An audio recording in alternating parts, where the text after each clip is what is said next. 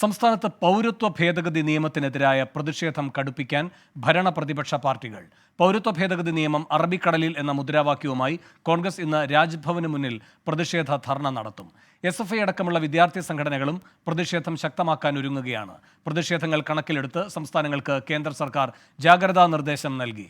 Youth Congress രാജ്ഭവനിലേക്ക് march നടത്തിയതിൽ KPCC vice president VT Balram അടക്കം 62 പേർക്കെതിരെ പോലീസ് കേസെടുത്തു. SDPI നടത്തിയ മാർച്ചിൽ 102 പേർക്കെതിരെയും കേസെടുത്തു. വിജ്ഞാപനം പിൻവലിക്കണം എന്നാവശ്യപ്പെട്ട് രമേശ് ചെന്നിത്തല സുപ്രീം കോടതിയെ സമീപിക്കും. പൗരത്വ നിയമത്തിനെതിരെ സർക്കാരുമായി യോജിച്ചുള്ള സമരത്തിനില്ലെന്ന് KPCC acting president MM Hassan. സർക്കാരിന് ആത്മാർത്ഥതയുണ്ടെങ്കിൽ സമരക്കാർക്കെതിരെ എടുത്ത കേസുകൾ പിൻവലിക്കണമെന്നും MM ഹസൻ 24-നോട് പറഞ്ഞു. വിരുദ്ധ പ്രക്ഷോഭവുമായി ബന്ധപ്പെട്ട് സർക്കാരുമായി യോജിച്ച തരത്തിലുള്ള ഏതെങ്കിലും പ്രതിഷേധത്തിന് UDF ഉണ്ടാകുമോ? കാര്യമില്ലല്ലോ. ഞങ്ങൾ ഏറ്റവും കൂടുതൽ ശക്തമായ പ്രതിഷേധം നടത്തിയ ഞങ്ങളല്ലേ. എന്തിനാ സർക്കാരുമായി യോജിക്കുന്നത്? അതിൻ്റെ ആവശ്യമില്ലല്ലോ. സർക്കാരിന് ആത്മാർത്ഥത ഉണ്ടെങ്കിൽ ആദ്യം നടന്ന സമരങ്ങളുടെ പേരിലുള്ള കേസുകൾ പിൻവലിക്കട്ടെ. പൗരത്വ ഭേദഗതി നിയമത്തിൽ പുനഃപരിശോധന സാധ്യമല്ലെന്ന് കേന്ദ്ര സർക്കാർ സുപ്രീം കോടതിയിൽ നിലപാടറിയിക്കും. ഷഫീദ് റാവുത്തർ തിരുവനന്തപുരത്ത് നിന്നും, R രാധാകൃഷ്ണൻ ഡൽഹിയിൽ നിന്നും കൂടുതൽ വിവരങ്ങളുമായി ചേരുന്നു. ആദ്യം ഷഫീദ് റാവുത്തറിലേക്ക്. ഷഫീദ്, KPCCയുടെ പ്രതിഷേധം എപ്പോഴാണ്? എന്തൊക്കെയാണ് ഈ CAA വിരുദ്ധ പ്രതിഷേധവുമായി ബന്ധപ്പെട്ട് KPCC നേതൃത്വം ആലോചിക്കുന്നത്? പൗരത്വ നിയമ ഭേദഗതി ഒരു തരത്തിലും സംസ്ഥാനത്ത് അനുവദിക്കില്ല, അതിൽ നടപ്പാക്കാൻ അനുവദിക്കില്ല എന്നുള്ളതാണ് ഭരണ പ്രതിപക്ഷങ്ങളുടെ ഇപ്പോഴത്തെ നിലപാട്. നമ്മൾ നേരത്തെ കഴിഞ്ഞ ദിവസം അവരുടെ പ്രതികരണങ്ങളിൽ നിന്ന് നമ്മൾ കേട്ടതാണ്.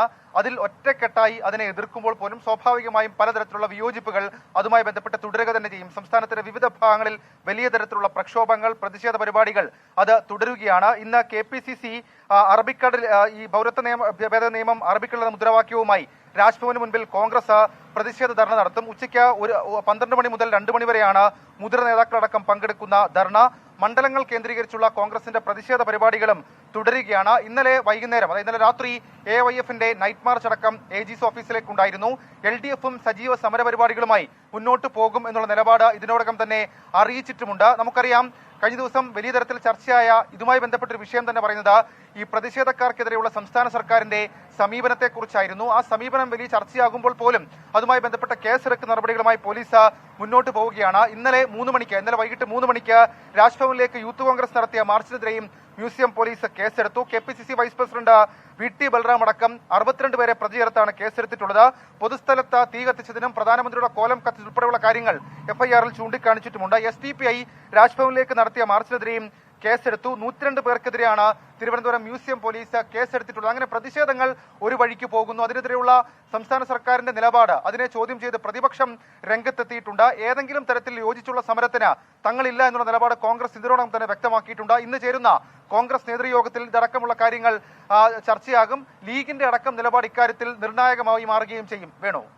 ശരി, R രാധാകൃഷ്ണൻ ഡൽഹിയിൽ നിന്നും ചേരുന്നു. രാധാകൃഷ്ണൻ, ഇപ്പോൾ ഈ ചട്ടങ്ങൾ വന്നിരിക്കുന്ന സാഹചര്യത്തിൽ ലീഗ്, DYFI ഒക്കെ സുപ്രീം കോടതിയിൽ എത്തുകയാണ്. ഈ ഘട്ടത്തിൽ സർക്കാരിന്റെ നിലപാട് എന്തായിരിക്കും കോടതിയിൽ?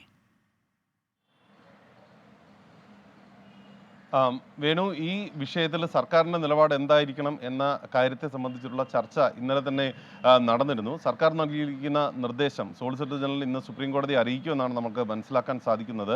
ഇത് ഏതെങ്കിലും വിഷയത്തിലുള്ള ഒരു തർക്ക വിതർക്കങ്ങൾക്കുള്ള അഥവാ വ്യവഹാരത്തിന് ഉള്ള ഒരു കാര്യത്തിലേക്ക് ഈ വിഷയം പോകുന്നില്ല. മറിച്ച് പാർലമെന്റ് ഒരു നിയമം പാസാക്കി ആ നിയമത്തിന്മേൽ ചട്ടം ചമയ്ക്കുകയാണ്, അത് പ്രസിദ്ധീകരിക്കുകയാണ് ഇപ്പോൾ സർക്കാർ ചെയ്തിരിക്കുന്നത്. ഇതുമായി ബന്ധപ്പെട്ടിട്ടുള്ള എല്ലാ വിഷയങ്ങളും സവിസ്തരം പാർലമെന്റിൽ ചർച്ച ചെയ്തതിനു ശേഷമാണ് നിയമം പാസാക്കിയിരിക്കുന്നത്. ഏതെങ്കിലും വിധത്തിലുള്ള ഒരു ഭരണഘടനാ വിരുദ്ധത ഈ നിയമത്തിന്റെ ഭാഗമായിട്ട് ഉണ്ടായിട്ടില്ല. അതുകൊണ്ട് അടിസ്ഥാന തത്വങ്ങൾ പാലിച്ചുകൊണ്ടുള്ള ഈ നിയമത്തെ അതിനെ ഏതെങ്കിലും വിധത്തിൽ ചോദ്യം ചെയ്യുന്ന ഹർജികളെ പ്രോത്സാഹിപ്പിക്കാൻ സാധിക്കില്ല എന്നുള്ളതാണ് കേന്ദ്രത്തിന്റെ നിലപാട്. മാത്രമല്ല, ഇങ്ങനെ സമരം സംഘടിപ്പിക്കുന്ന ഘടകങ്ങൾ അല്ലെങ്കിൽ സംഘടനകൾ ഇവർക്കൊക്കെ ചില താല്പര്യങ്ങളുണ്ട് എന്നതടക്കമുള്ള കാര്യങ്ങളും അറിയിക്കും എന്നാണ് ഇപ്പോൾ നമുക്ക് മനസ്സിലാക്കാനായിട്ട് സാധിക്കുന്നത്. ഏതായാലും ഇന്നലെ തന്നെ കേന്ദ്ര ആഭ്യന്തരമന്ത്രി ഈ വിഷയവുമായി ബന്ധപ്പെട്ടിട്ടുള്ള കാര്യത്തിൽ അദ്ദേഹത്തിന്റെ നിലപാട് സർക്കാരിൻ്റെതാണ് എന്ന് വ്യക്തമാക്കിക്കൊണ്ട് അദ്ദേഹം പറയുകയും ചെയ്തിരുന്നു. ഈ വിഷയത്തിൽ ഇനി ഏതെങ്കിലും ഒരു പുനഃപരിശോധനയ്ക്ക് ആവശ്യമില്ല. കാരണം തങ്ങളുടെ പ്രകടന പത്രികയിൽ പറഞ്ഞിരിക്കുന്ന